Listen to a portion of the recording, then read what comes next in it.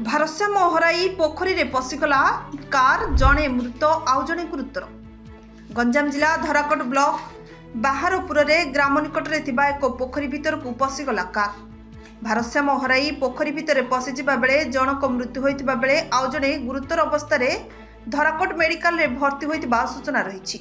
ଏହି ଘଟଣା ଘଟିବା ବେଳେ ନିକଟରେ ଥିବା ଗାଁ ଲୋକଙ୍କ ଉଦ୍ୟମରେ କାର ଭିତରେ ଥିବା 2 ଜଣଙ୍କୁ ବହୁ କଷ୍ଟରେ ଉଦ୍ଧାର କରାଯାଇଥିଲା।